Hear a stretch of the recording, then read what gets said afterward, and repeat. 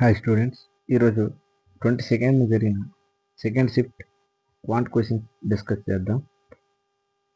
ఈరోజు వాయిస్ కొంచెం అడ్జస్ట్ చేసుకోండి, బయట ఉన్నా. Okay, first question.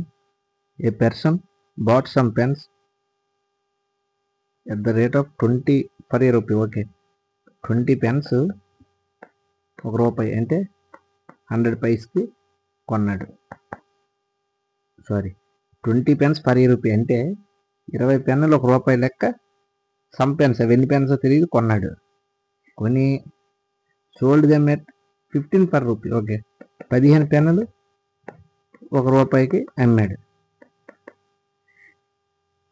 అంటే 20 పెన్నులు ₹1కి చొప్పున కొన్ని పెన్నులు కొని 15 పెన్నులు ₹1కి చొప్పున కొన్ని పెన్నులు అమ్మాడు. అయితే వాట్ ఈజ్ ప్రాఫిట్ పర్సెంటేజ్, లాభ శాతం ఎంత అని అడిగాడు. అయితే యాక్చువల్గా ఇక్కడ పెన్స్ మనకి వేరువేరుగా ఉన్నాయి, 15, 20. పెన్స్ని ఈక్వల్ చేసుకుంటే కాస్ట్ మనకు లాభం ఎంత అనేది వస్తుంది. అయితే 15కి 20కి ఎల్సిఎం 60. ఇది 60 అవ్వాలంటే ఇంటూ 23, ఇది 15. ఓకే, అంటే 15 60 పెన్నులు, 23 60 పెన్నులు. 60 పెన్నులు ఇంటూ 3 అంటే ఇక్కడ 3 కాబట్టి 300, ఇక్కడ ఇంటూ 4 అంటే ఇక్కడ 4 కాబట్టి 400. అంటే పెన్నులు ఈక్వల్ అయ్యాయి, అంటే 60 పెన్నులు అమ్మాడు, 60 పెన్నులు కొన్నాడు. అప్పుడు ప్లస్ 100 పైసలు లాభము. కానీ వాడు లాభ శాతం అడిగాడు. అంటే 100 సిపి అంతా 300 ఇంటూ 100. ఈ 00 పోతే 100/3. 3 3 9, మళ్ళీ 10 ఉంటుంది, 3 3 9, మళ్ళీ పాయింట్ పెట్టుకుంటే 10, 33.3. Okay, next. After giving 10% discount on an article there is still 10% profit. Okay, 10% discount ఇచ్చిన తర్వాత కూడా ఒక ఆర్టికల్ మీద అతనికి 10% లాభం వస్తుంది. అయితే ప్రాఫిట్ పర్సెంటేజ్ ఎప్పుడు? No discount. డిస్కౌంట్ ఇవ్వకపోతే ప్రాఫిట్ పర్సెంటేజ్ ఎంత అన్నాడు. అయితే ఇది ఒక famous formula. MP, market price by cost price, is equal to 100 plus or minus profit or loss by 100 minus discount. Okay, ఈ ఫార్ములా గుర్తుంచుకోండి, చాలాసార్లు ఇది యూజ్ అవుతుంది. MP by CP, 100 plus profit ఎంత? 10%, అంటే 110.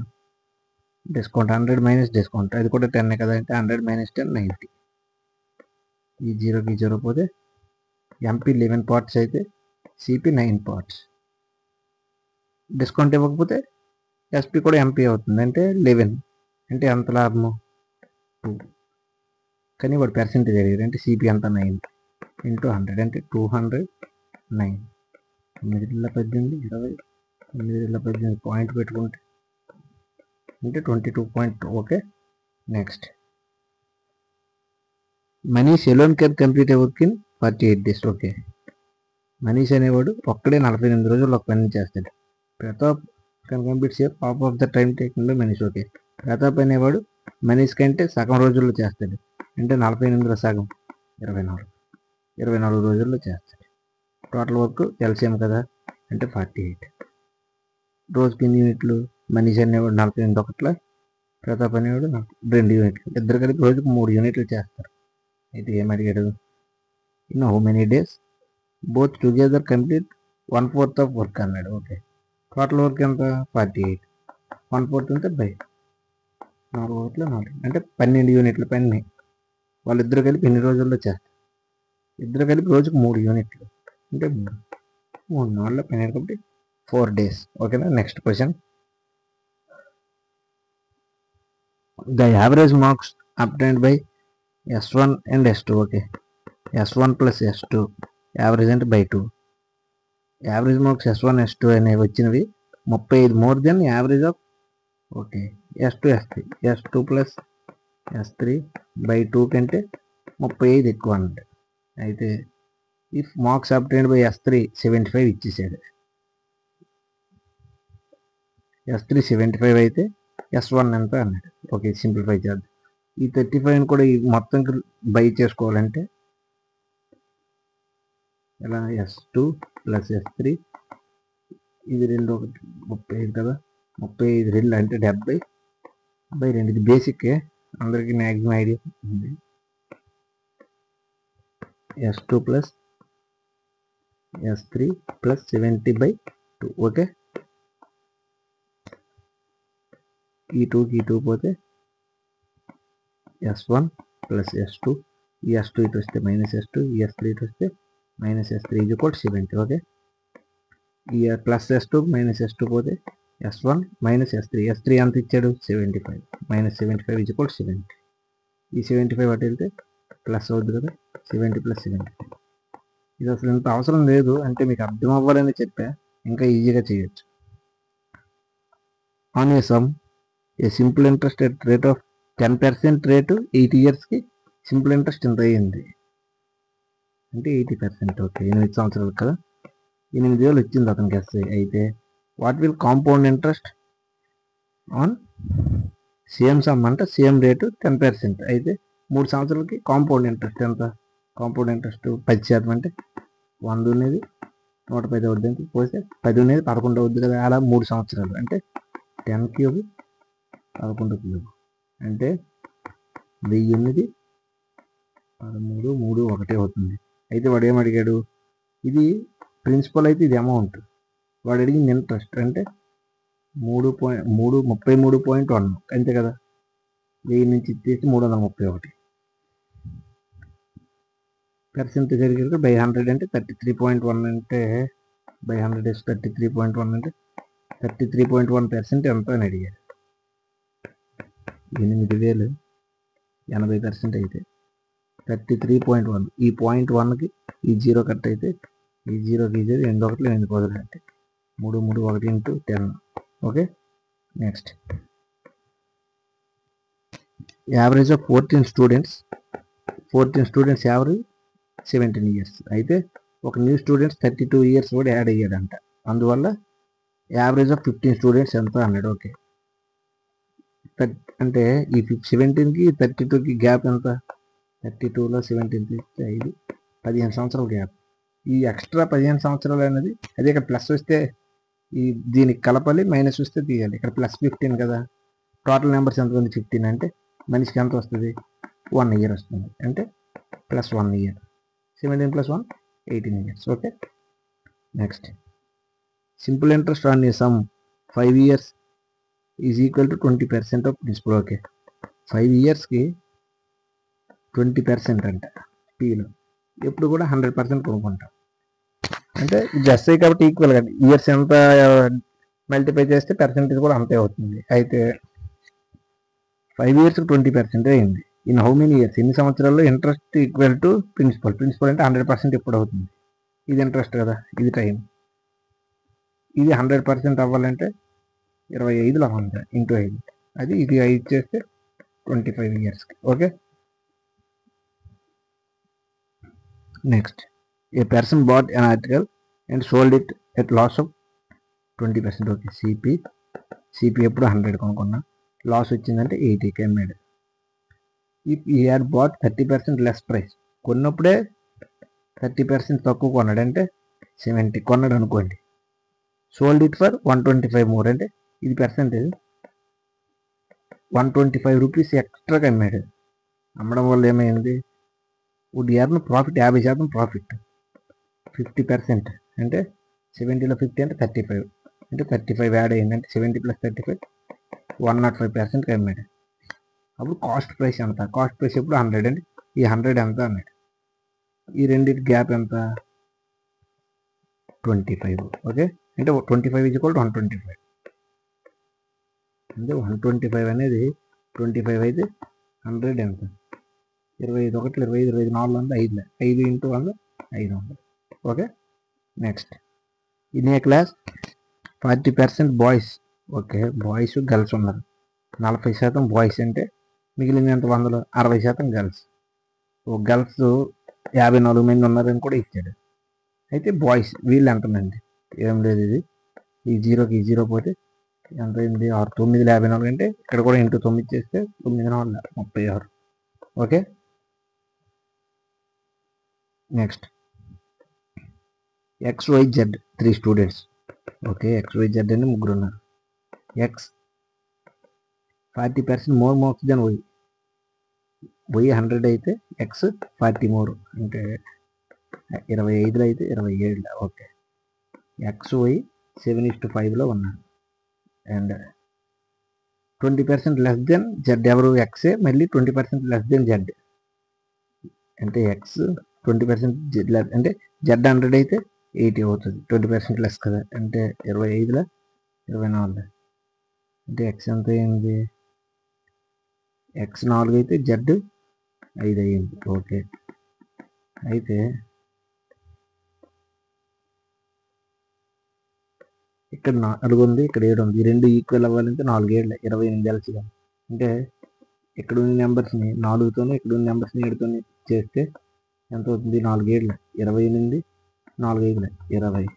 ఇక్కడ కూడా 4 7 28, 7 5 35. ఇది రేషియో, అంటే ఎక్స్ వై జెడ్ రేషియో ఈ విధంగా ఉంది. అయితే వాడు ఏమడిగాడు?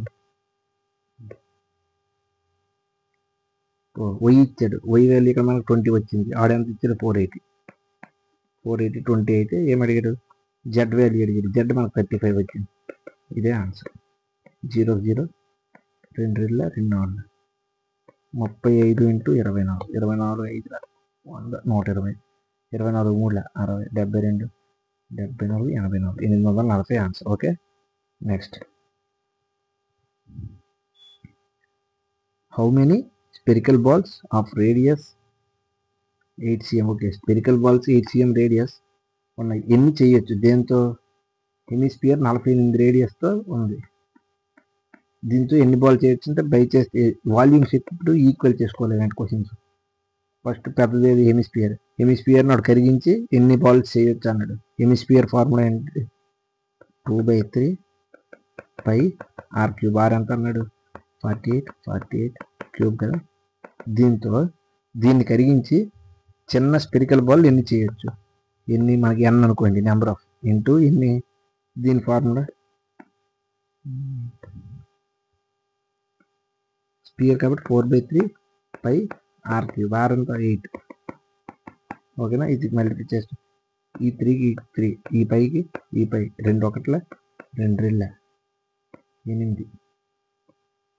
8 5 నాకు 8 6 40, 8 6 40, 8 6 ఇంకా 2 ఉంది, 2 2 3 అంటే 6 ఇంటూ 6 ఇంటూ 3 ఉండిపోయింది. ఈక్వల్ టు ఎన్ అంటే 6 3 18, 6 36 into 3 90 108. Okay, next. The sum of 3 numbers 123. A plus B plus C అనుకోండి 123. అయితే రేషియో ఇచ్చాడు. ఓకే, A:B:C అనుకుంటే AB 3:4 and B second third అంటే బీసీ 3:5 ఇచ్చాడు. అయితే సెకండ్ నెంబర్ బి అంతా అని అడిగాడు. ఓకే, ఇక్కడ ఇలాంటివి ఇచ్చినప్పుడు ఇంకా డి ఎన్ని ఇచ్చినా కూడా ఈ చివరి ఉన్న నెంబర్ని వేసుకోవాలి. ఇటు ఎన్ని ఇచ్చినా ఈ చివరి ఉన్న నెంబర్ని రిపీట్ చేయాలి. ఒకసారి నేను చెప్తే చాలాసార్లు చెప్పా, ముందు షిఫ్ట్లో ఎక్స్ప్లెయిన్ చేసి. ఇంకా 4, ఇక్కడ 3 ఉంది కాబట్టి 3 అంతేనా? 3 5 3 4. ఓకే, ఈ రేషియో 3 ఇంటూ 3 9, 4 3 12, 4 5 20. ఇది రేషియో. ఏ 9x అయితే 12x 20x.